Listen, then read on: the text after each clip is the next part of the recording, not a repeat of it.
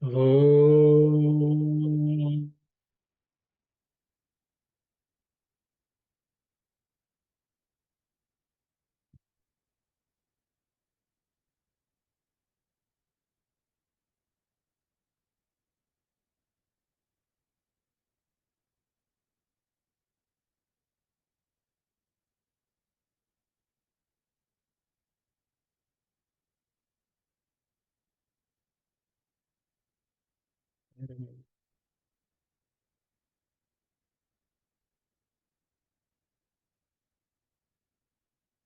Just to recollect what we were discussing last week,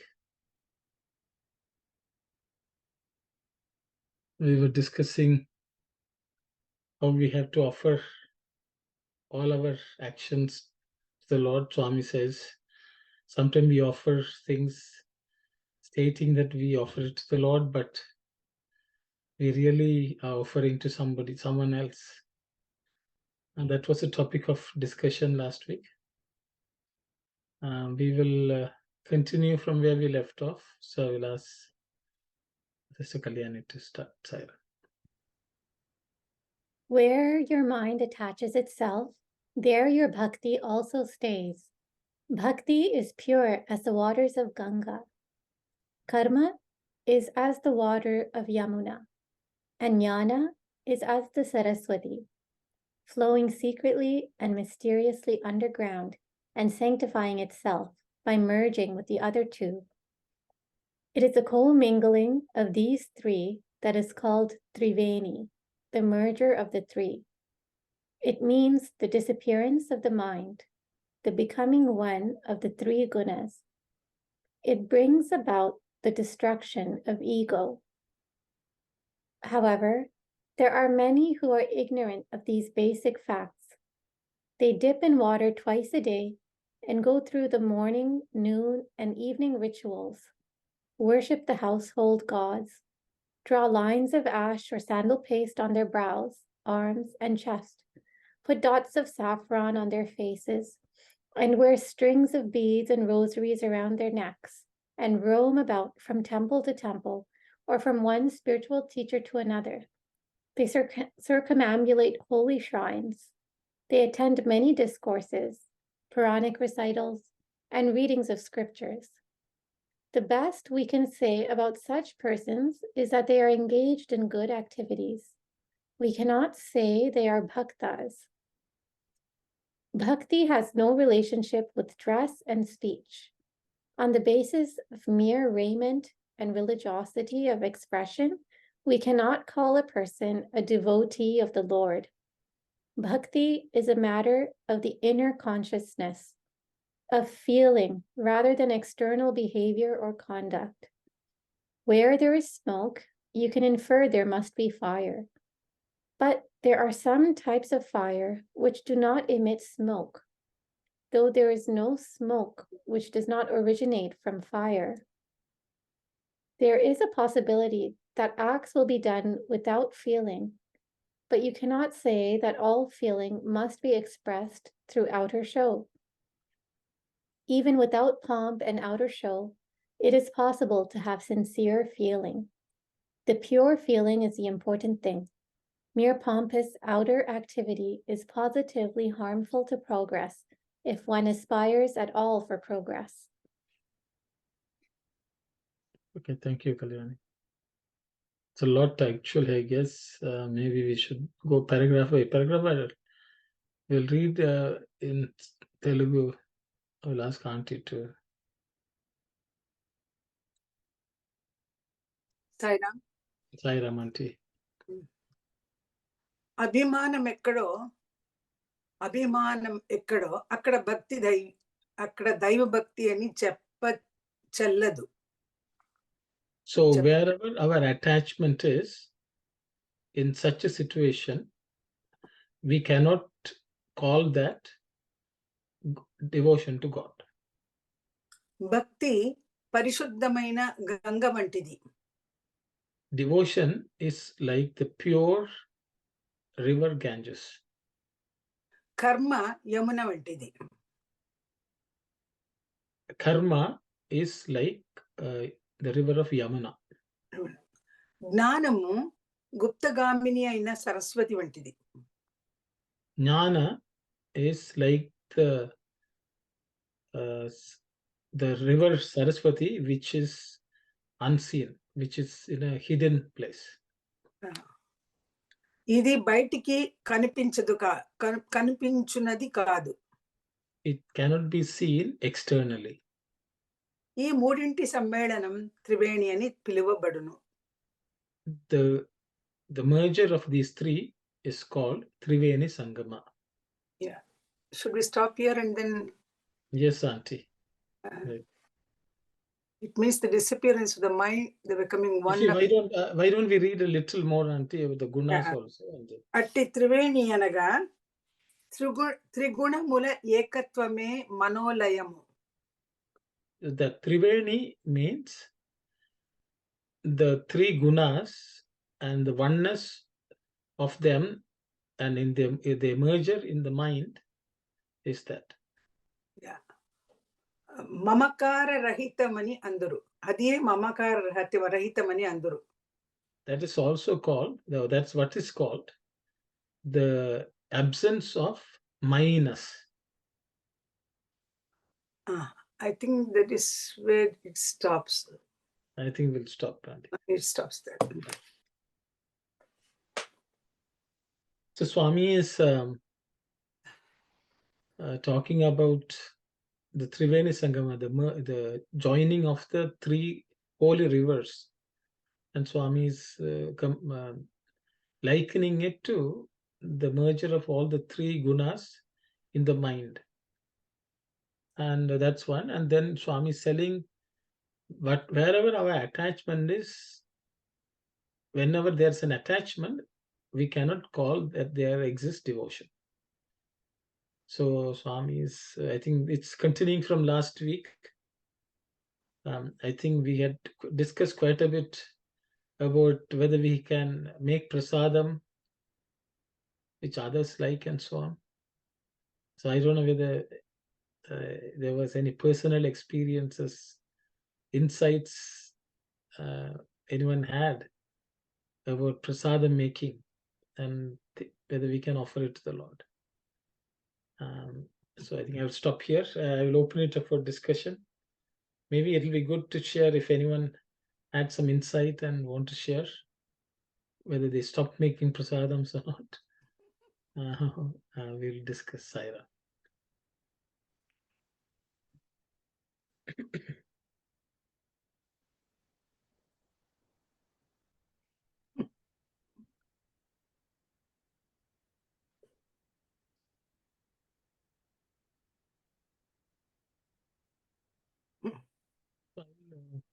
Just to get the, yes, Kalyani, I think you will have a question. I just wanted to clarify a couple of translations. So the first sentence, is it saying that wherever there is attachment, there can be no devotion to God? See, Swami is saying, Abhimanam ekkado, wherever there is attachment, akkada daiva bhakti ani cheppaledu. Cheppu chelladu. That means you cannot say that there is devotion wherever there is attachment. So that is, if the mind is attached to something, then we cannot say that there is devotion. Even if that attachment is toward God? Or... See, Abhimanam is a selfish attachment. Mamakaram. See, Abhimanam means, Abhimanam means I, you know that we think we are the body. Okay. Okay, I think Abhimanam has, multiple meanings here, I would say. Sorry, auntie? Yeah. But is that first sentence is right, brother? Then I know Kalyani's question is, I'm just thinking too. No. See, no, it is not right. Yes. It is right in some sense, but that is not the translation of the Telugu sentence. And at the same time, Swami is saying this Triveni, Bhakti, Karma, Gnana.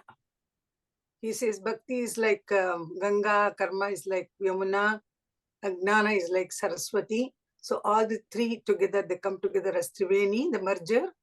And it's a merger of all the three, Bhakti Yoga, Karma Yoga, and Jnana Yoga. I think so. Sairam. Brother, sorry, somebody else was asking. No one is saying, sister. Okay. Brother, your mind attach itself, there your bhakti also stays. So your mind attaches itself. Your bhakti also stays, mean what that sentence? Your mind attach itself. Your So it bhakti- was what is that meant by that? In Telugu, it's not like that. Swami is saying, Abhimanam ekkado akkada daiva bhakti ani cheppa challadu. Clearly he says. What is Auntie saying in the English? Can you please translate? Arun will.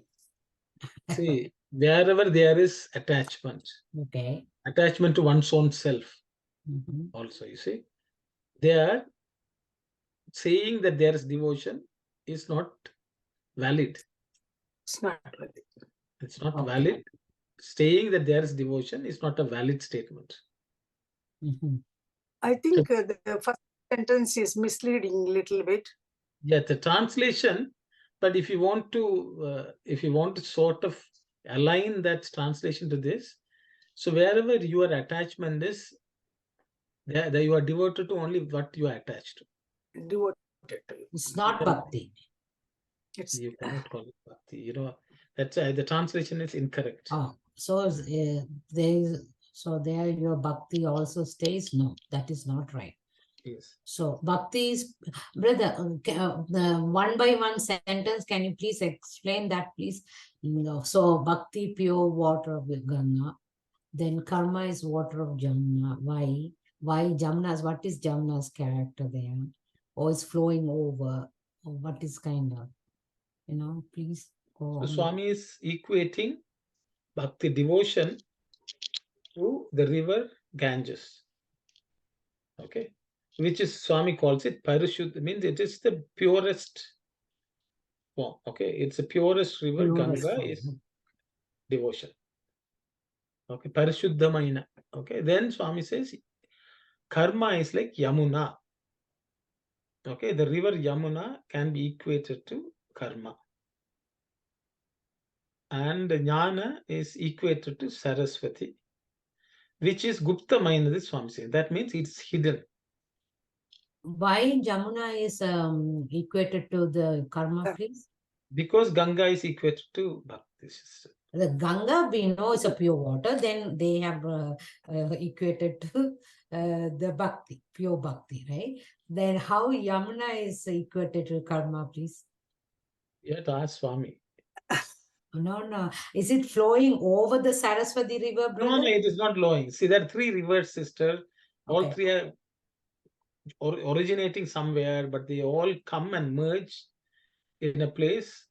I think it's Allahabad somewhere. It's called Triveni. Prayag. It's called Prayag. Now it's Allahabad. Prayag. Okay, where all three come and merge.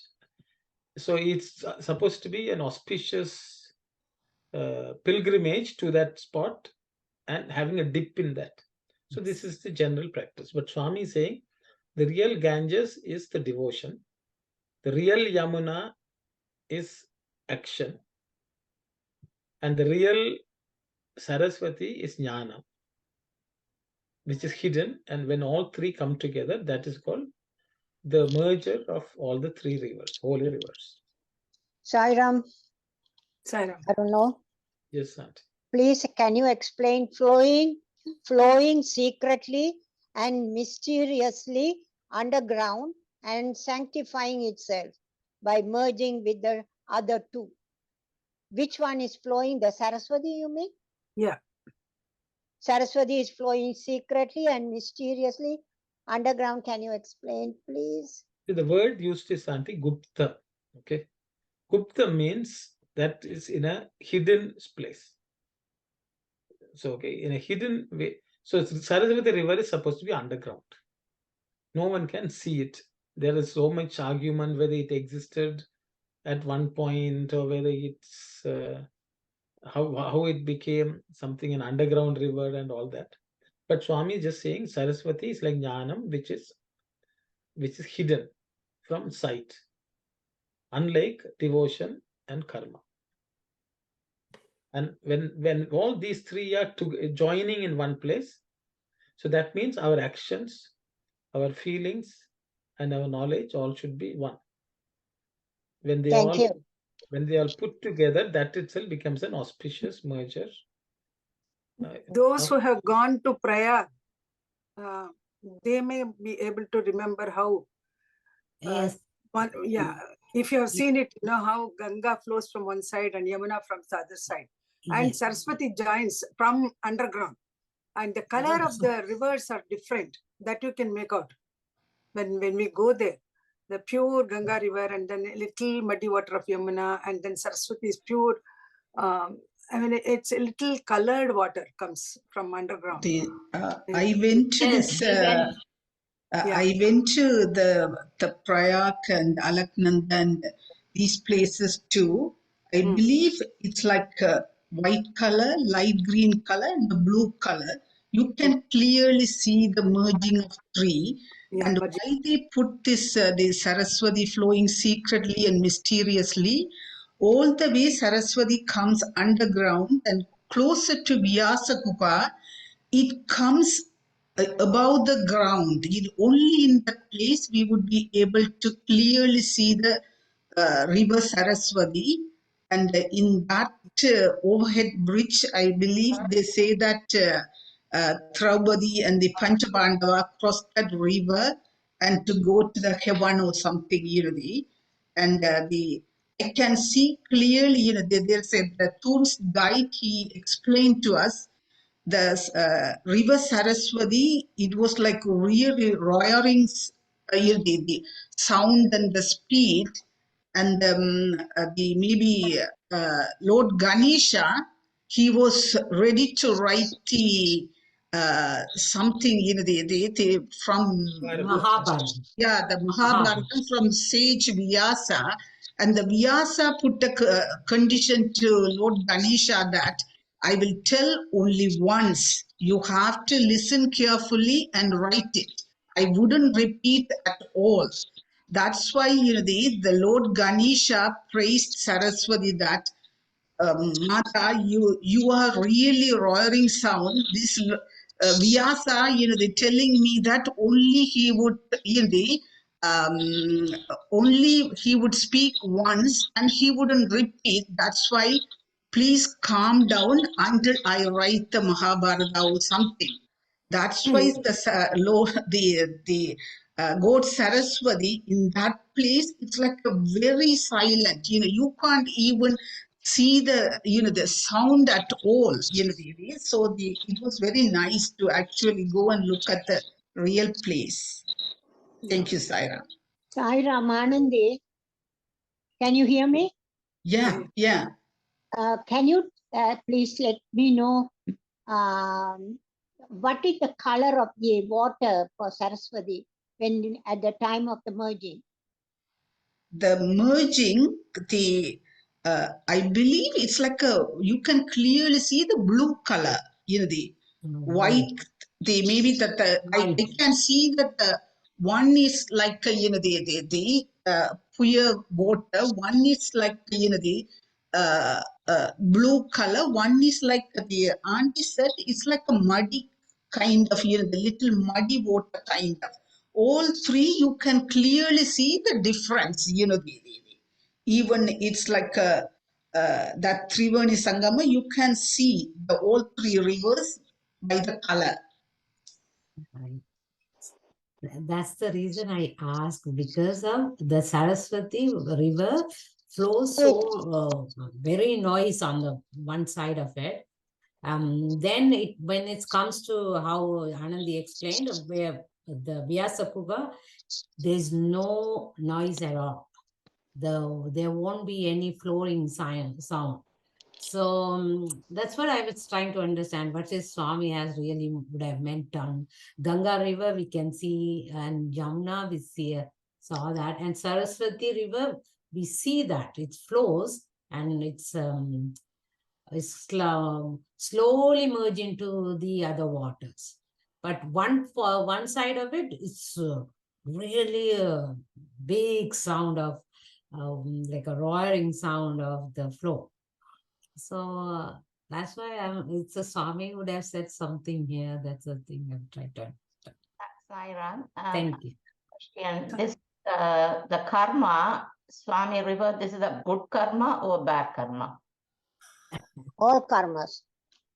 Sorry? It must be all karmas, bad and good.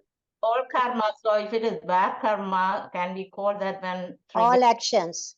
Triveni? So Triveni, the word is like kind of is a good. So if it is bad karma merged with this one, we can call that, can we call that one Triveni? It says it means the disappearance of the mind, the becoming one of three gunas. All three gunas are becoming one, disappearing of the mind. It brings about destruction of ego. I don't know, can you explain that, please? Or Auntie?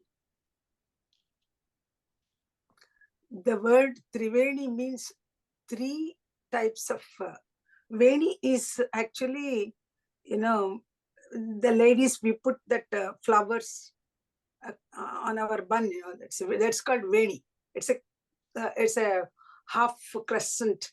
The flowers are arranged in such a way. That's Veni. And these three rivers are compared to those three types of Venis, and they come together. It's called three. Three means here move, the number three, Triveni. That's how the word comes. I don't know about Papa Karma, Punya Karma. Saira. No, the next sentence. Sairam, so, when you say bhakti, so there is only one word, right? And jnana only one. But karma, we have two things, good karma and bad karma. So that is the reason I asked whether this karma Swami River is only the good karma. Sairam. Anyone else would like? Can you next sentence, if you can you explain? It means the disappearance of the mind. Which one is mind? So in Telugu, Swami says, Swami is saying Mano Layam. That's what Swami says. Trigunamula Ekatvame Manolayam. So the Swami says when these three gunas are merged, that is the merger of the mind. You can destruction of the ego. Destruction of the mind also, ego also. Yes. Does that mean Triguna Mule Ekatvame? The oneness of the three gunas is destruction of the mind, or Manolayam, yes. so he's equating all the three Veni is equal to Triguna. Triguna Ekatvam, which is equal to Manolaya. Yes. When you go beyond gunas, he is gunatita. There are no attributes at all. Sattva, Rajas, Tamas is not, they are not there. And they become one, and then that means it's the destruction of the mind. Am I correct, Arun? Yes, Auntie. Oh my God. Brother, just my thinking is going like this too. Because the bhakti, the karma and Saraswati is a jnana. So Jnana. from karma, karma has to merge with the Saraswati. Then it will disappear with the God, with the merging with the Ganga. All right. I'm just thinking. Yeah, bhakti. We are all about all kinds. Karma, bhakti, then that's how I'm. So in this way, the three gunas, Ganga is sattvic, karma is rajasic, and no, it can't be. Saraswati Auntie, cannot be. Auntie, all karma you make it with your jnana pure. with the Saraswati. So the mind disappear, then merge with the Ganga. What? Aruna, Aruna. This is my thinking. Oh, yeah. Karma cannot be, it can be sattvic or rajasic also. Yes. All the actions need not be sattvic. It can be rajasic also. But with the Jnana Saraswati, you make it sattvic everything later. You know, that's why I'm just thinking. Because Saraswati is Jnana, is saying flowing, right? So the karma, everything has to be subsidized and bring it to pure. Then the mind has to disappear and go with the Ganga, merge with the Lord. This is...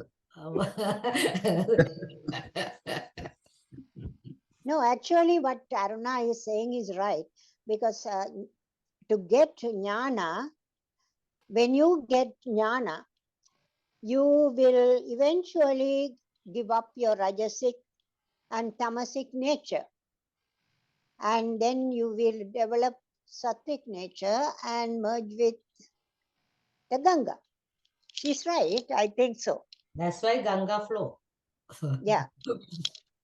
But I don't know, auntie has to approve it, because No.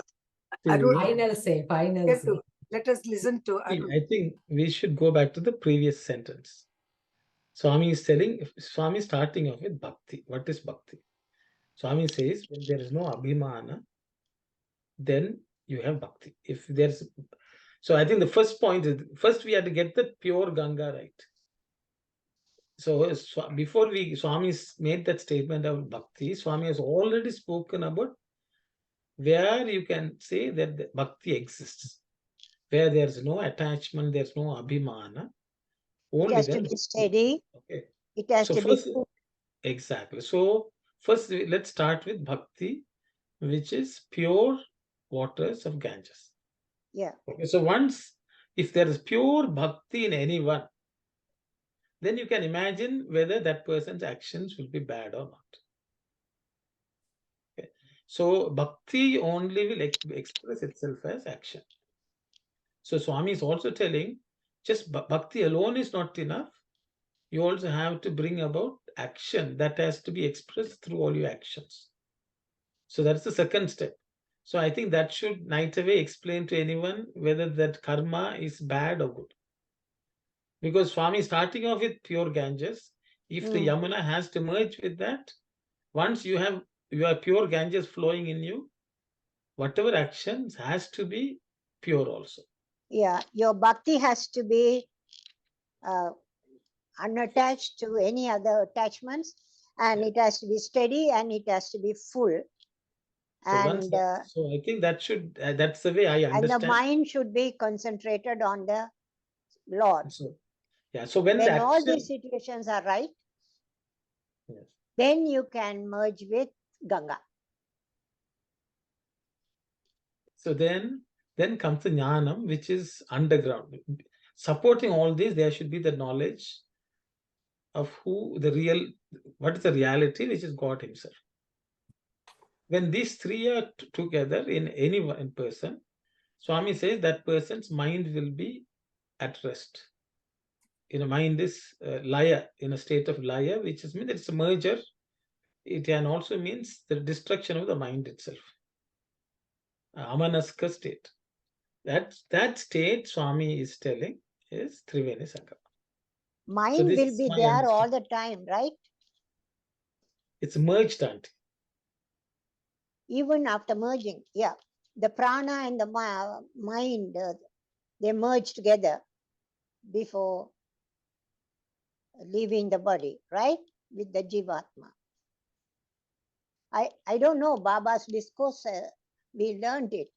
In this case, Swami is talking about our mind should be fully merged in the Lord. Because devotion means that itself is, mind is attached. I don't know, recently there was a discourse. Detachment is deep attachment to God. Yeah. Okay, so. Yeah, that's what he expects. Yeah, so I think the merger is in God.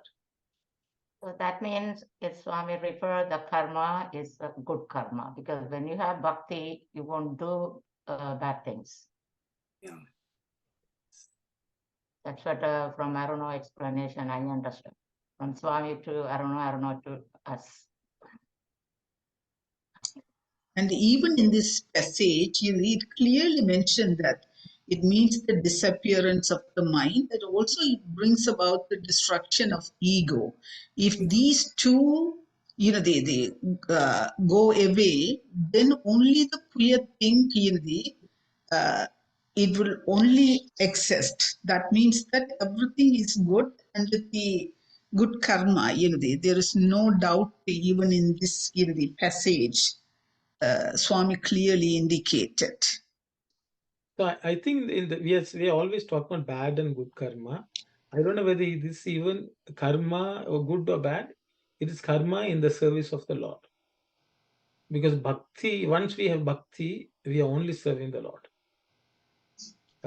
Nothing else. Even bhakti itself is called bhaja sevaya. That means you think of the Lord and you serve the Lord. So here I think the karma which is combined with bhakti is nothing but the service. We are in the service of the Lord. That means you are only cooking prasadam for the Lord. Yeah, right. Yes. Right. Here in page 227, Baba says, great sadhakas and persons who have renounced everything for the sake of him, whom they consider to be their all. Everything is Lord. That renunciation should come. Sister, Auntie, did you Yes. resolve the prasadam issue at home? No, Yeah. I don't have those. I have millet, this thing, but I didn't have peanut to make the peanut gravy chutney. No. Just to go back. You said that you're going to cook only ragi. Yeah. No. I am Thursdays I make khichdi for Sridi Baba. Now I know I can make on Thursdays with ragi and peanut butter, peanuts. I'll make the chutney and the balls, rice and ragi balls. I will do, but Brother, without having everything, I don't want to do it. brother, it's an interesting thing about the prasadam, right? If we think about like Swami, if you say raki ball and peanut chutney, then where we have studied in the previous paragraph, you have to please the Lord, not devote his desire. So do you think when we serve other prasadam like a naivetyam, we didn't really didn't think of Swami then? No, you were thinking Yeah, I of know, Swami. sister. Yeah, that is why he said that we only consider our family desires. We try to fulfill. So we are not supposed to give any naivetyam when you really consider bhakti then? You don't, right? You can make we had for to Shiva, give only prasadam, ragi bowl and thing. Yeah, for Shiva you have to make vada and... But we don't do that. In our center, we don't do it. All the time, that's the thing. That is because we didn't know. We didn't know. Now we have known. We are going to follow everybody. We have to follow. Sister, the thing is, the divinity is only inside. Okay? So I think ultimately, whatever we cook, that's what. should cook with the feeling that we are cooking for the Lord. So it's not for others. If you cook for the Lord in the best of way possible, that will please everyone else. Whatever dish, whether it can be, it doesn't have to be ragi alone. As Santi last time said, Swami accepts anything which anyone offers with devotion. With devotion.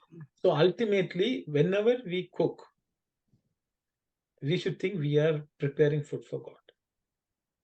I think that's what matters, not the external dish itself.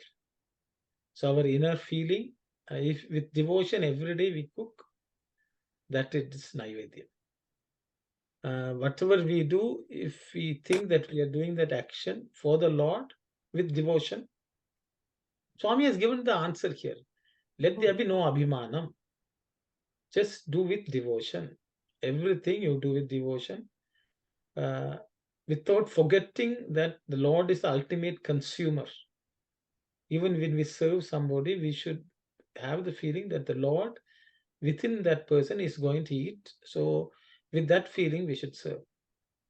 And that becomes karma, which is imbued with bhakti. So the thing is, the dish doesn't matter, but the inner state of mind and Feeling. the sense Yeah, of that's a good explanation. do for that. I think that's all matters. Thank you. So, That's a great explanation. Brother, Sairam. Yeah, I don't know if this was discussed last week, but just adding to what you were saying, I think as long as we offer whatever we offer, like how Kuchela offered Krishna, or like how Draupadi, when Lord Krishna came there when they were in the forest and was looking for a little bit of food to appease his hunger. I think with that devotion, anything that is offered will be accepted by the Lord. Because there have been stories where even a juggler, he goes to the Lord and he says, I don't know anything else what to offer you, and so I'm just offering my juggling in front of you, and he just does the juggling bit and goes, and the Lord accepts that. So I think finally it just comes down to more than what is being offered, the feeling with which that is being offered is what the Lord accepts. So just adding to that. Yeah, thank you. Yes. And just to add to that list is Shabri. Shabri also, yeah. Yeah, exactly. I think she tasted it also and offered. So yeah. Brother, yeah, in that context, then why we think about this Swami like this food, this Lord like this? I'm just trying to understand. We are, good, sister. we are Yes. bringing Bhagawan to a human level. If we are saying that he likes this, he doesn't like that, we are bringing him down to our own level. Actually, he is beyond all these likes and dislikes. If we can understand that, that is our offering to the Lord. Sairam. Okay, good. Thank you. So we don't need to think. Sister, I think the practice of thinking that a particular dish has to be offered to a particular god originated from the fact that once you able to practice that, then you know what is your state of mind. I'm making this for God. If you think Swami has come home, okay, this is the dish which he likes. So the state of mind with which you go to prepare that particular dish, if that will give you the experience of cooking something and offering to the Lord. So once you master that skill, you can apply to any dish you cook. Oh, that's great. Yeah, that makes sense now. So you I have was to learn. debating, I was thinking about it so many times, even last study circle, why we are then saying this and that. Okay. So the idea is that's for our state of mind. Okay. So you learn what it is to cook for God. Yes. So from the start to finish, you will make sure the plates, the vessels, your attitude, your state of mind, everything will be so perfectly. So you learn that. Okay. Once you have learned it, you can apply that to any dish you cook. It will be the same. Makes sense, brother. Thank you so much. Okay, thanks. Yes, brother Sitaram. Sitaram is going to offer something now. Yes, I'm going to offer my prasadam now, Naivedyam now. Please, everybody accept it. So, one anecdote that has been repeatedly told during our Balvika's days back in India was in Andhra Pradesh, there used to be one service coordinator. Like they used to, she used to organize all this Mahanarayana Sevas across Andhra Pradesh. I think that time Anil Kumar sir was our state president. It was long back. And every time she comes 1 year sadhana of this Narayana Seva, Swami used to give her interview, and Swami used to give her all the directions for the next year. So after a couple of years, she became so complacent with that exercise that she thought, okay, let us save some money on this now. And she reduced the quality of the rice. So until then, she used to give very high quality rice. And after that, she said, let us reduce the quality of rice and we can serve more people. So that year she completed the 1 year sadhana, and when she went, Swami called her inside, and she thought like every year Swami will appreciate this new initiative that she has taken. And Swami asked, the first question Swami asked was, will you eat that rice? The rice that you're serving, is it the same rice that you eat at your house? Is it the same rice that you offer as Naivedyam to me at my altar? So that time she realized that the Narayan Seva that she is doing, that she is offering to everybody, is actually reaching to Swami, right? So in this, there are two aspects. One is the feeling with which she has taken that initiative, which is one aspect, which is bhava. The other aspect where I think we made a statement that Swami only looks at bhava, not the bahya. It is also important that as the bhava purifies, to the extent, the capacity that a devotee has, they have to express that in bahya sense also. So suppose if a poor man is doing seva, he can do to only to that particular extent. Whereas if a rich man is doing, or somebody who has something and who's doing something, he should be able to offer that much more to God in that sense. So both bahya and bhava, I think to some extent they are interconnected, but obviously God always loves bhava, and it is seen, the pratyaksha rupa of that would be bahya side. So I thought I'll stop there, Sairam. I hope the prasadam is not Good. bad. Sairam. Thanks. Sairam, thank you, Sitaram. Sai Satish. Yes, Anna. So just adding to that discussion of what you were saying, one is to extend that feeling um, of what we cook as what is dear to the Lord to other things. In this case, let us say we have this ragi sangati and this groundnut chutney. So it can also come to the thing that we cook what is desired by the Lord, and also take it with that same feeling of that prasadam that we cherish and enjoy as well. So it is like an instance where now, if you are having this ragi sangati and the groundnut chutney for the first time, there's always a possibility that we may like it, we may not cherish it as much as our dish. But if we extend it to a feeling of cherishing it as much as we cherish our most um, loved dish, then we can extend it to other things. What the Lord loves in terms of the dish, meaning what the Lord loves in terms of our thoughts, words, actions.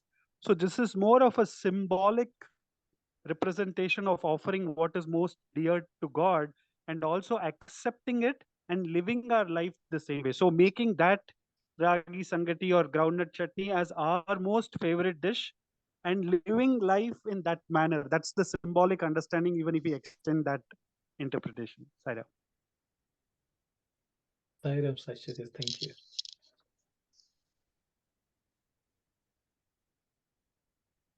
Sorry, just a silly question almost, but just like, for example, it's like Sakwanti's question from last week, like if she starts making ragi, for example, and then her husband doesn't like it, like then does she keep on going? Does she serve her husband and think that's fine and make what he likes, or?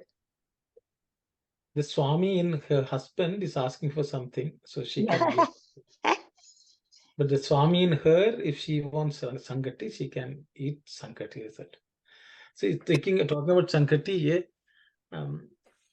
So I should share this story. It's a personal story. So, I have always, I lived in Parthi for 7 years, but never got to eat Sankati. Left Parthi, I've only read and listened to discourses about Sankati. I have never read, never eaten. So it was a long-standing desire for me to either I should eat the Sankati which Swami ate. That was a desire, but it was never fulfilled.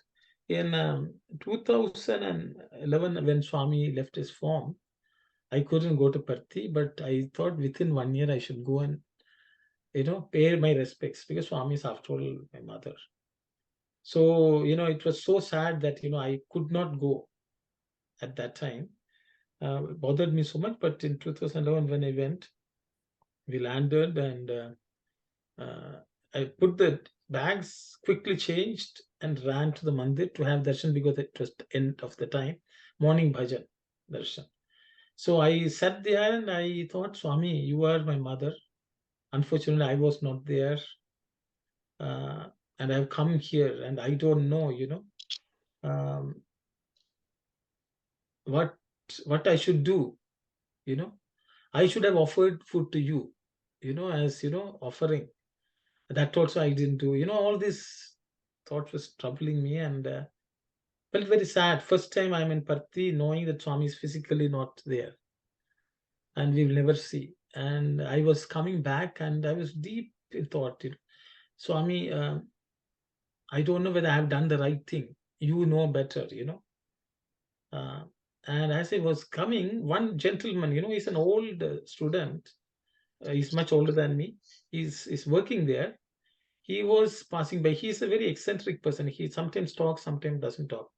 He was pushing his bike and coming. He said, "Hey, go to the Ishwaramba store. They're serving Sankati. Go and eat that." He said this and he walked away. So I asked, "Where is Ishwaramba store?" And I ran. And I got to eat the Sankati for the first time in my life. Prepared by the village women. So I took it as a sign of Swami saying, you have come for my Shraddham, or, for the body, you can partake in the meal which I had. That was a sense, that ever since then I had made the point that I should make Sankati at home and eat. But, this will never, I will always cherish this with so much love that Swami called me after he left home and made sure that I ate Sankati made in Puttaparthi by the women, the village folk of Puttaparthi. So anyone who goes to Parthi, if you all want to taste, you should go to Ishwaram stores and have Sankati. So you will know at least once in your lifetime you have eaten what Swami ate on a regular basis. So very beautiful experience. Very beautiful experience. Sai Ram. Yes, Brother Dasa. Yes, Sai Ram, brother. So any food, any prasadam you offer to the Lord, it has to made with the love, the inner feelings. If you have purity in that, the God will like it. For an example, Shiradi Baba liked the khichdi. Khichdi, he liked it. One of the devotee wants to offer the khichdi, then he asked, so much of food was there, but he wants to taste that particular food because that food has a lot of love. Same thing, you can make some luxury food items and everything, but Baba wants or Swami wants where the love. Even if you can make any kind of food, when you make the food with the love and offer to the Lord, that is the food Swami or Lord is going to accept that one. The purity and the love is the important. Thank you, brother. Thank you. Thank you.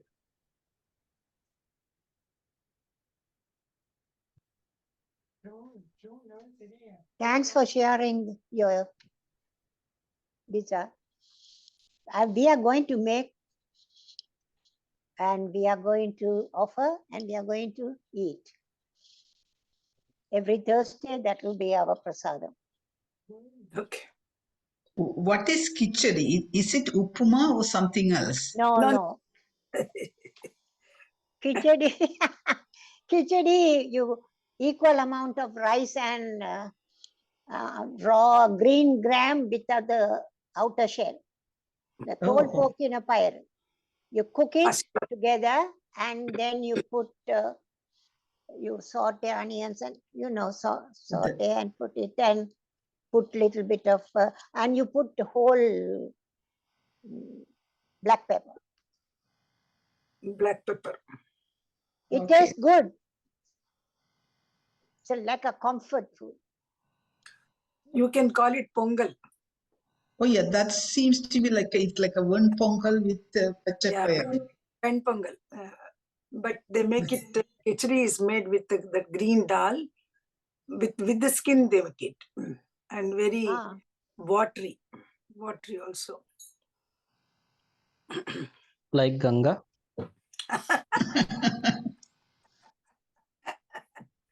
Not that much, not that Ganga. We cannot eat then. Little watery, that's all. Pongal will be little, it's a little stuffy, but These are like porridge, right?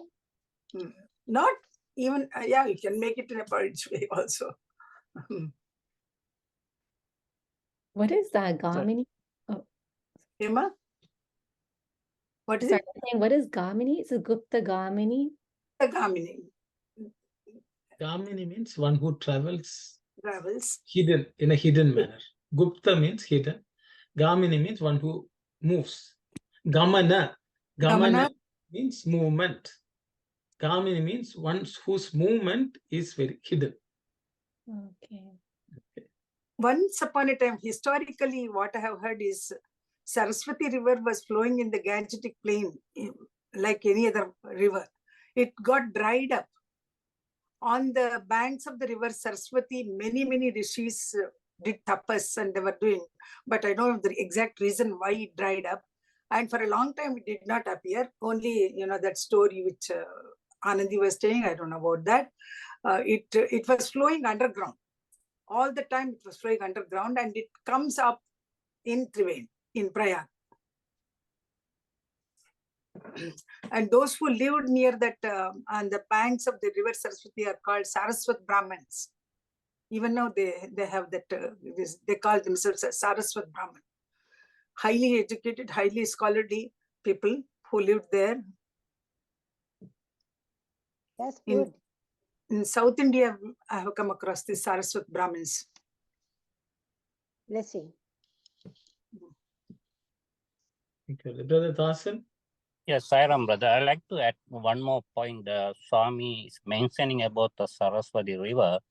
Even though the Saraswati River flow underneath the earth, the purity is there.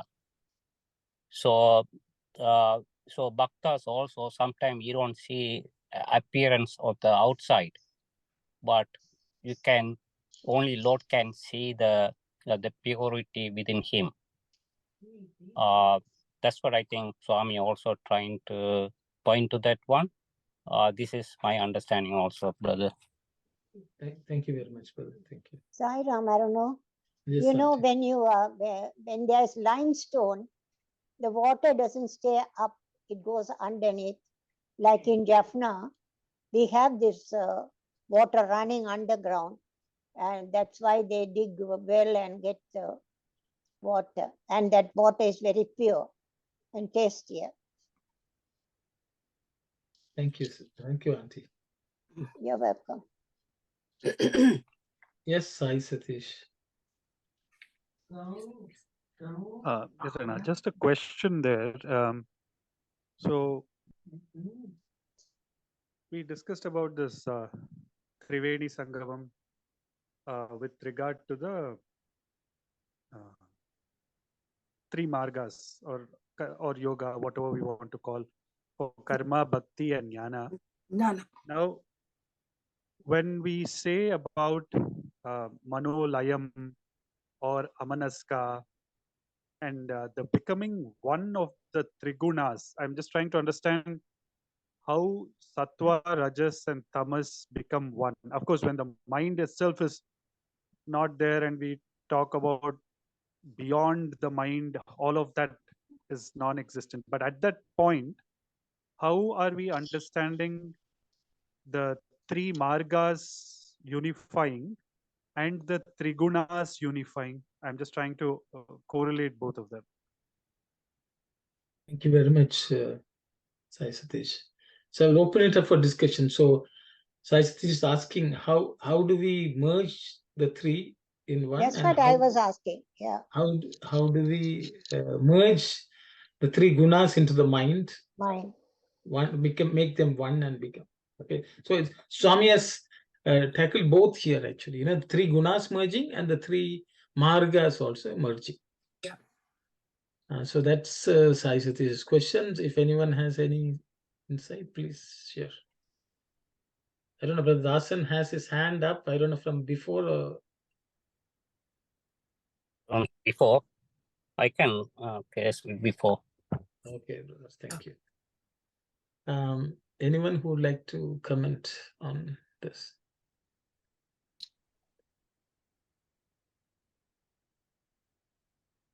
Okay, so maybe just... Yes, Sister Shivani. Yes, please go ahead. A little buddhi, but not much. But I'm just thinking about Adi Shankaracharya, Vedic scholar, right? Full of jnana, but he had bhakti too. So I think all three, when you have bhakti, the undercurrent jnana and karma is definitely flowing. It's there. You don't need to make effort. It's just you can be jnani, but jnani without bhakti is not. You can't just have renunciation just through jnana. Automatically, the other two, the merger of three is just automatic comes. Some people are great in karmas, like Mother Teresa, that comes to my mind. She was so much in action, seeing God in everything. The bhakti was there, the jnani, So I just see that doesn't matter, whatever resonates with you, whether I think in the past first few chapters we have discussed what proportion percentage we should balance, like should we have 50-50, 75 to make it 100. There is no percentage. All those three flows together. It's just you have to see what resonates. How do you see God, in what form? Through actions, through bhakti, or through jnana? So it could be anything, but the other will automatically flow into that. Saira. Thank you very much, sister. Anyone else would like to complement this? So, Sairam brother, Yes. in understanding is we are Atmas. Atmas has above the three gunas, transcended with the three gunas. So once we have to understand that once we develop the bhakti with the jnana only, you can overcome with this one. You have to use the jnana only with the bhakti and using the karma, and you can come above the three gunas. Thank you. Can you repeat, brother? Can you repeat? Okay. With the bhakti only, you can achieve the level. So in order to, people say I have bhakti, but you have to use the jnana too. Without the jnana, the bhakti doesn't develop too. That's a blind bhakti. You have to have some kind of knowledge also. Then the karma has to be crushed using the bhakti. Then you'll come to the level of above the three gunas. Okay, brother. Thank you. Thank you. Anyone else would like to share?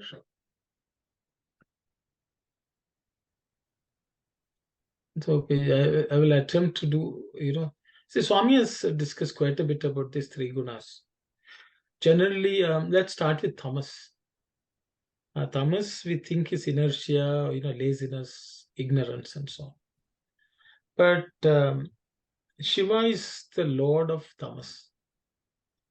When everything is completely destroyed, he is still around. So what is that state of when Nidhanapati, he is, everything is settled, the Lord rises, Shiva. So there is a tamas, which is a very sattvic tamas, a pure tamas, which only comes out of jnana. Okay, that is why it is always hidden. It is not seen.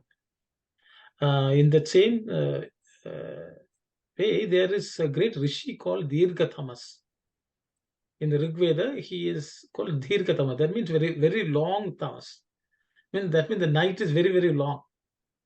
But he is one of the greatest rishis who has credited with lots of Rig mantras.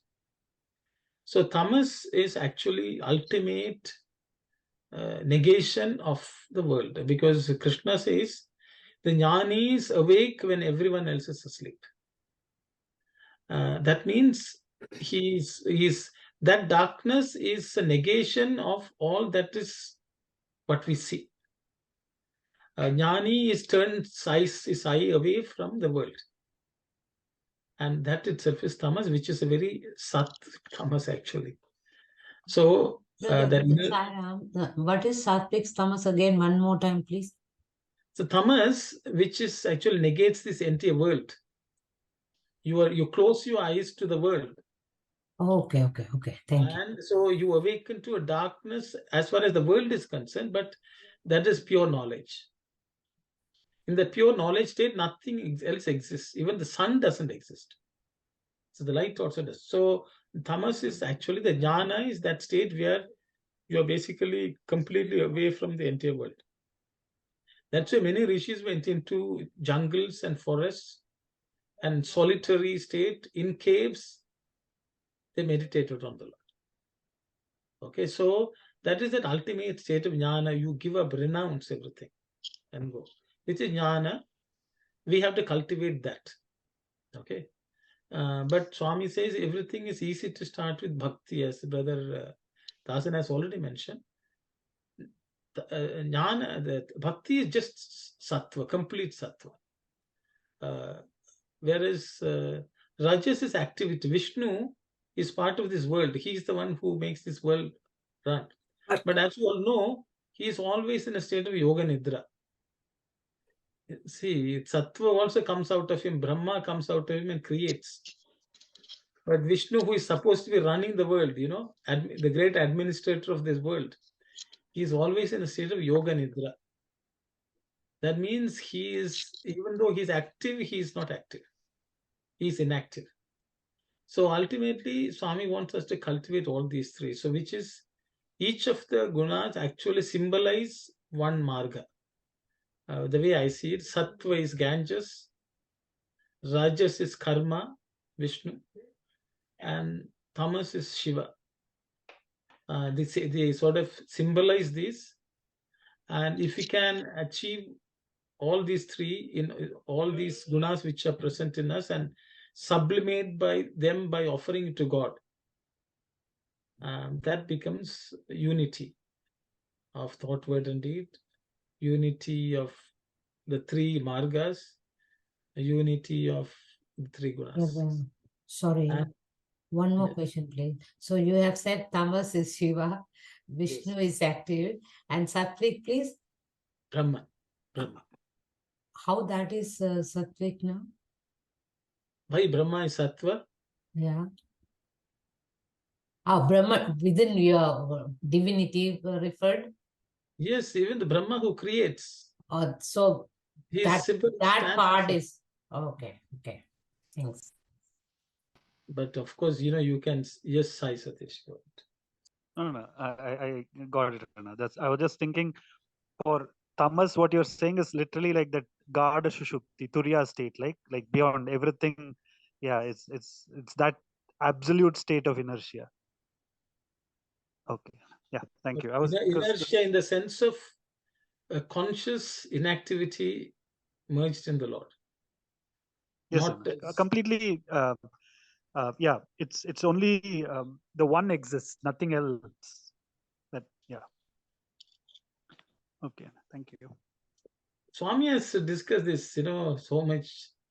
Maybe if I can pull out that discourse somewhere, where he's talking about this gunas. People think tamas is bad, but it is not. That's the way the discourse goes. It is just, Swami has given so much wealth of knowledge. I know. We just don't spend time, I guess that's all. Sai Ram. But these opportunities are good for us to discuss and recollect and share. Sai Ram, I don't know. Is it true that Bhima, he was more tamasic, and Krishna blessed him because he is all the time, Krishna, whatever Krishna says, he wants to please Krishna.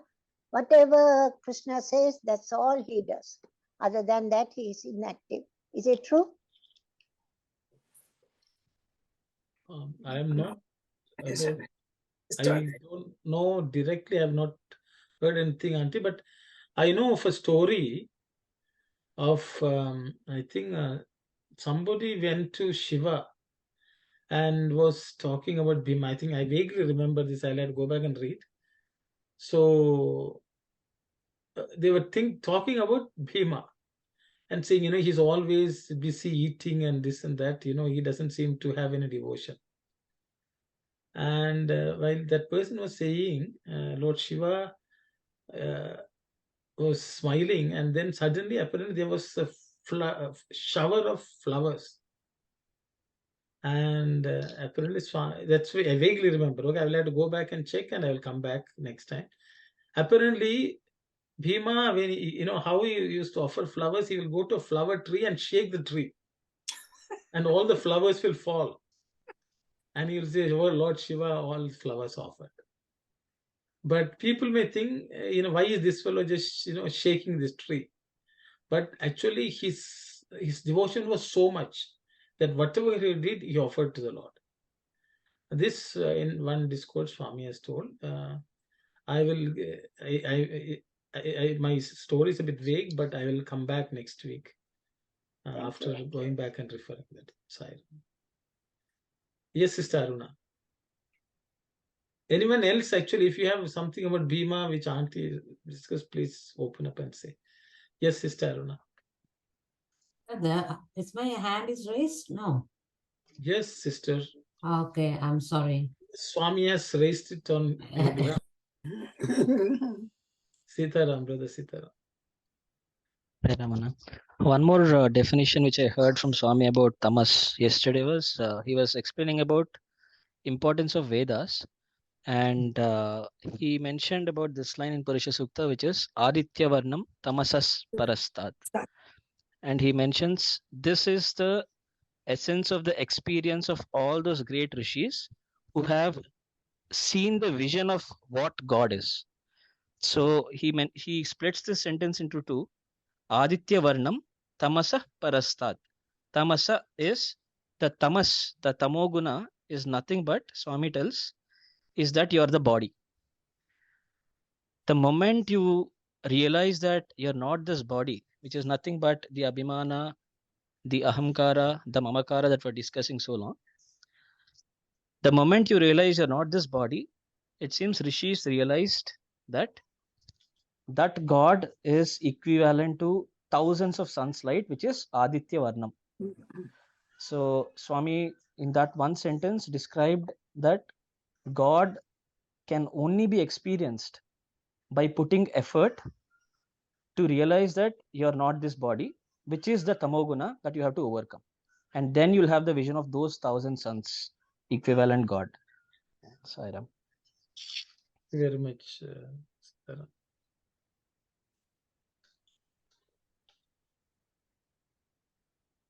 Anyone else would like to share anything? Siren brother, I thought in the order, maybe now it's better and clear to me. But previously, I thought the all either Trimurtis. I thought Vishnu is more tamasic because he always it's in the Ananda Sayana with his the concert Lakshmi at the maybe at the foot, maybe at uh, he always in the Ananda Sayana, maybe holding or the food, massage, and those with the goddess Lakshmi.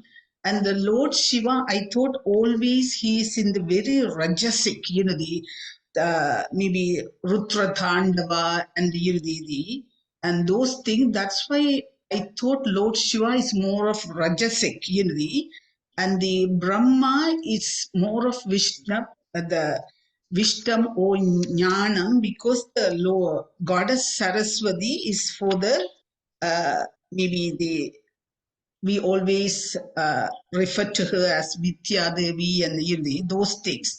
That's why I thought in that order up until now, but today I got a different understanding. The first is the Lord Shiva, then Lord Vishnu, and the Lord Brahma. Even Lord Brahma, it comes from the navel of the Lord Vishnu. But I thought in the other way, Lord Shiva and the Lord Vishnu, the Lord Shiva, Lord Vishnu is the first tamasic, Lord Shiva, and the Lord Brahma. So today I got a new, maybe the bit of different explanation. Sairam sister, thanks for again reminding. I went and checked myself. There's a discourse on 17th February 1985 of Swami's. I'll just read one small in a couple of lines from that. In this context, we have the Trinity, Brahma, Vishnu, Maheshwara. These are associated with the three gunas or attributes, Rajas, Sattva, and Tamas.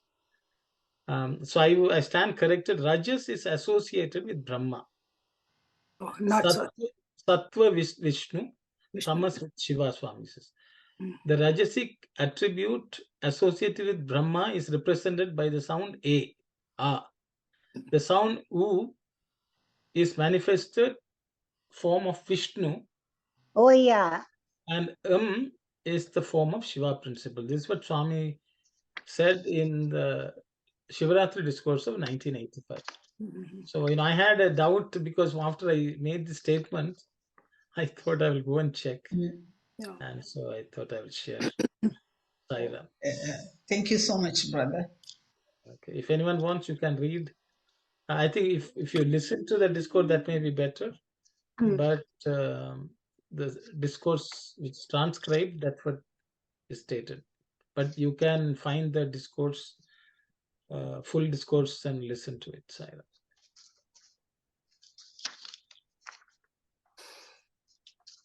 Which year, brother, you said? 1985, sisters. 17th February 1985. Okay. That's the discourse. Yeah.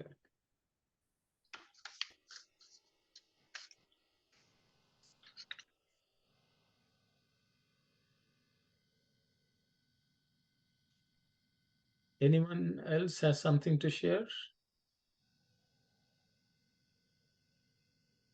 No, just adding, I think to what Swami said of the Omkara, even the way we chant Omkara, of where comes from the Nabhi, and in terms of the Rajas activity, going all the way to U, where you have, I don't know if, how that correlates with the Sattva, but then when you go to the Makara part of the Om, it leads to the annihilation part or complete Manolayam. Like when we chant the last part of the Om with the Makara fading away, the Anahata, then I think just that process of chanting Om itself leads us, means a continuous internal Shuddhi, which should lead to a state of Amanaska. Thank you very much, Satish. So Sitaram, actually, just to Sitaram, we are studying Yes, Purushottam as part of Sanskrit class, and last 2 weeks we have been discussing about Tamasastupari and Tamasasparastat. Oh, nice. Yes. Yesterday only I heard the discourse. Randomly I put and Swami was mentioning about that. We were also reading Swami's discourse yesterday on Tamasaparastat. Beautiful. And last, I think Geetha Vahini also sometime back, a few weeks ago, we studied the Swami's talk in Geetha Vahini also Tamasaparastat. And even in the Omkara, that U, that Sai Satyashana was telling, in Narayana Suktam, if you all remember, it says Padma Kosha Pratip Kashagam Hridayam Chapya Domakam. Right? That is where Narayana resides. That small thumb size is where Narayana resides. Just below or near, heart and So I think it exactly aligns with what Vedas are telling, what Swami is telling. Nabhi, that is where Nada Brahma, that's where they say, that's where it starts. Nabhi, that is the navel part. Then Vishnu is where it is Ukara, where it is Hridayam, and is the annihilation where it is ending completely, that is Shivam. Nabhi Hrit Kanta Vasana. In Kirtana we say Shobilu Saptaswara, that comes Nabhi Hrit Kanta Rasana. So we are all actually studying Vedas in a sense. Each word of Swami is Veda.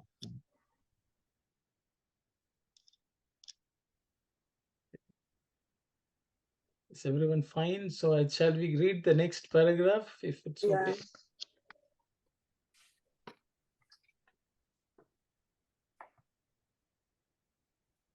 okay? Kalyani has to read. No, Auntie Kalyani read it, so no. Anyway, Telugu, you want me to read? yes, Auntie. Okay.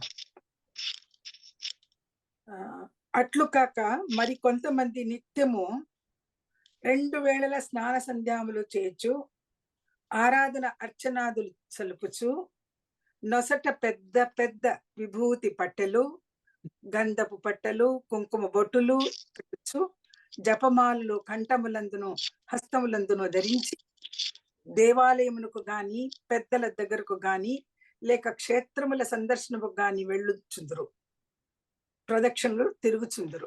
So that's what the whole Yes. So Swami saying, instead of that, atlu kaka, mari kondamandi, a few other people regularly, twice they have shower. After having shower, they do aradhana, they do worship, and they also do archana to the Lord. And they also place in a very large lines of vibhuti, and they also put chandanam, the sandal paste. They also put kunkuma dots, and they also wear lots of many long japamalas on their neck, and in also in the hands. And then they either go to temples, or they go to great personages, or they go to pilgrim spots, and they go around those temples, go round and round, or they go to various pilgrims. They go on pilgrimages. Circumambulation, ప్రదక్షిణలు చేస్తురు, తిరుగుచుందరు. లేక సత్కాలక్షేపములైన ప్రసంగములు, హరికథలు, పారాయణములు ఇత్యాది పురాణ కాలక్షేపములకు వెళ్ళుచుందరు. Else what they do is they go to places where there is prasanga, there's talk, there's talks on what, Auntie? Harikathas, this stories of the Lord's state, spoken of, or they go to Harikathas, the story of Krishna, or they go, or where it's all read, they read these Puranas, and that's how where time is spent. They go to such places also. Yeah. ఇట్టి స్థితిని, ఇట్టి కర్మలను సత్కర్మలనియు సదాచారములనియు చెప్పవచ్చునే గాని ఇట్టి కర్మలు స్వల్ప వారందరినీ భక్తులని చెప్ప వీల్లేదు. So this type of behavior or this type of actions can be called good actions or good practices. They can only be called, given such type names. These actions cannot be, and the people who do these actions cannot be called devotees. Should we stop there? Yeah, I think we can stop, Auntie. Otherwise, do you want to read the next? It's also related. Yeah. Maybe we'll read the next paragraph because Kalyani has already read. భక్తికిని వేష భాషలకు ఏమాత్రము సంబంధం లేదు. For devotion and all the external garbs, there is no real relationship. వేష భాషలున్న మాత్రమున అట్టి వారిని భక్త కోటికి చేరిన వారునట్టు ఎట్లు సాధ్యమగును? The external garbs, or things which people put on, just because of that can such people called great devotees, and they belong to the collection of great devotees. How can we say that? భక్తి భావములో చేరినదే కానీ బాహ్యముతో చేరినది కాదు. Bhakti, devotion is related to the feelings. It is not related to externalities. పొగ ఉన్న చోట నిప్పు ఉన్నదని చెప్పవచ్చును. Where there is smoke, one can say that there is fire. నిప్పు ఉన్న చోటంతయు పొగ ఉండుననుట కల్ల. So, but wherever there is fire, you cannot say there has to be smoke. పొగలేని నిప్పు కూడాను ఉండవచ్చును. There can be fire without smoke. కానీ నిప్పు లేని పొగ మాత్రం ఉండనేరదు. But there cannot be smoke without fire. అటులనే భావము లేని కర్మలు ఉండవచ్చును. The same way, there can be actions without the feelings. ఆడంబర కర్మలు లేని భావము లేదని చెప్ప వీలు కాదు. But without external show, the feeling is missing, one cannot say. బాహ్యాడంబరములు లేకపోయినను భావశుద్ధి ఉండవచ్చును. Even if there are external pompous show is absent, there can be purity of feeling. కాన భావశుద్ధియే ప్రధానము. Therefore, the purity of feeling is the most important. దానికి తగిన సదాచారములు వాటికి ఆధారములు. The good activities or good practices are the foundation for this.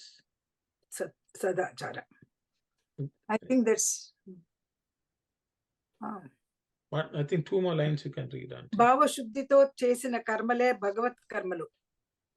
The activities performed with pure feeling are karmas related to God, godly actions. Godly actions. భావశుద్ధి లేక బాహ్యాడంబరము కొరకు చేసిన కర్మలు ప్రకృతి కర్మలనే చెప్పవచ్చును. So without the lack of pure feelings, if there are external activities, these can only be called the activities related to the world. Prakriti karma, natural actions, is it? Prakriti, I have used the word creation, auntie, in this case, or related to the world also. Prakriti can be said raw actions also. Okay. ఇట్టి కర్మలు భక్తనుకు విరుద్ధ ప్రవర్తనలు. Such actions are contrary to a devotee. Okay. That's it. Okay. So I will stop here. I think we have not completed all the, even without pump out. Oh, I think we have completed. So yes, Brother Sitara. I wanted to request Mani auntie. Auntie, do you remember this song Dayacheta Dhanyulu Kavalera? I think that entire song is this paragraph only. That's what I'm continuously it's ringing. I think you sang in our Scarborough Center last time when you trained our youth, I think. Kantamala ధరించిన గాని. Yes. Patte namamulu pettina gaani. Auntie, sing, auntie, please. Yeah, sing 2 lines, auntie. It will be nice. Yes, I think please, it's Swami's auntie. composition, auntie. Sing, please. Thank you. One నిమిషం, I may not. దయచేత ధన్యులు కావలెరా, ఎంతటి వారు దయచేత ధన్యులు కావలెరా. కాషాయంబులు వేసిన గాని, కంఠమాల ధరించిన గాని, కాషాయ వస్త్రము వేసిన గాని, కంఠమాల ధరించిన గాని, గడగడగడయని మాల త్రిప్పిన, గడగడగడయని మాల త్రిప్పిన, కడకుని వద్దకు రావలే బాబా, దయచేత ధన్యులు కావలెరా. ఎంతటి వారు దయచేత Dhanyulu Kavalera. Same thing here, what she means. Beautiful. Thank you so much. Thank Thank you you, so much. On that day when we sang in Scarborough, most of the Telugu compositions which we sang, perhaps people did not understand the meaning of our songs. Though we gave an introduction in the beginning, but each line, Swami, what he says is so beautiful in all those kritis which we sang.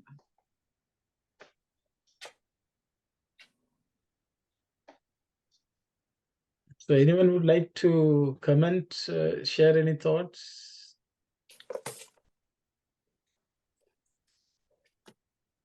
I think, Arun, last time when we closed the session, Yes. Sister Anandi was saying, and you said that we have to realize our own self, our own divinity. Only Yes. then we can appreciate others' Yes. divinity. It's not an easy joke to realize our divinity. And Yes. I wanted to discuss it. What are the difficulties one faces for realizing that self? That I wanted to discuss next, because there is no time now. Next week, I think, when we start, we can. There are so many difficulties. And each one's experience will tell how difficult it is. One or two things I would like to discuss it now before we close. Yes, Auntie.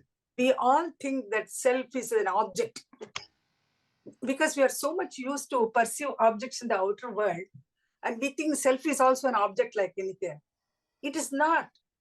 It cannot be objectified. Self cannot be objectified. It is only through experience one can realize that aparoksha anubhuti, what we call. It can come to us only because of a great sadhana over the many births, I think, we have to take to realize that self. So it's not an easy joke. And I think others also can share their experience next time when they think about it. What do they face? How to find out our own divine self? Next week when we meet, we can discuss about it.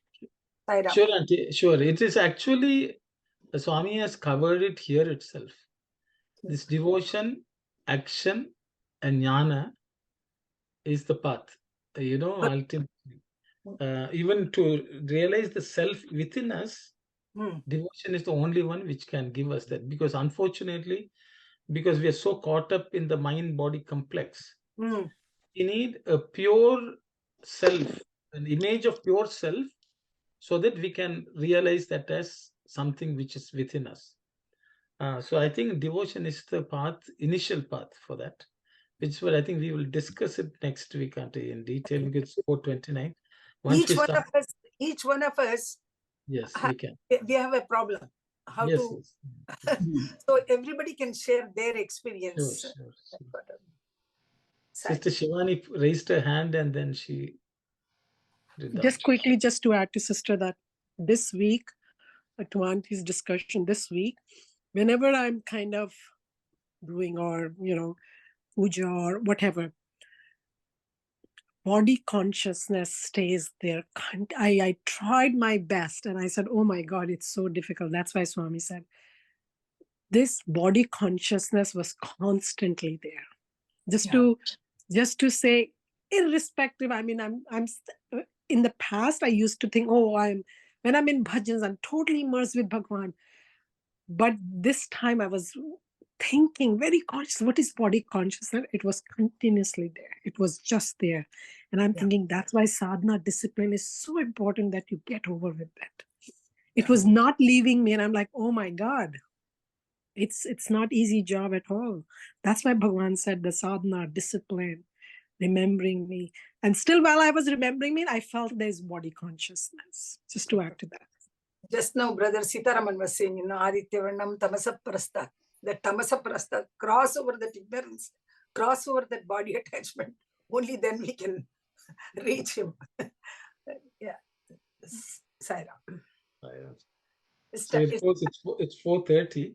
Yeah, time is over, I think. So we will start off with that discussion. Yeah. Next week. Let everybody can come prepared how they They are going to Start practice. Yeah, just like Sister Shivani, everyone will do an experiment and to come their and experience. share. So this time we have given homework for everyone. You know, that was in my mind when we left the session last week. So I was trying to say, first of all, let us know the difficulties before we realize Yes, of course. what are the obstacles, what are the things that are coming in midway. That is important. Thank you so much, Auntie, to remembering the question and brought it back today. And we will explore next week. Yeah. Thank you so much. Yeah. We close with Samastaloka. Oh, Samastaloka Sukhino Bhavantu.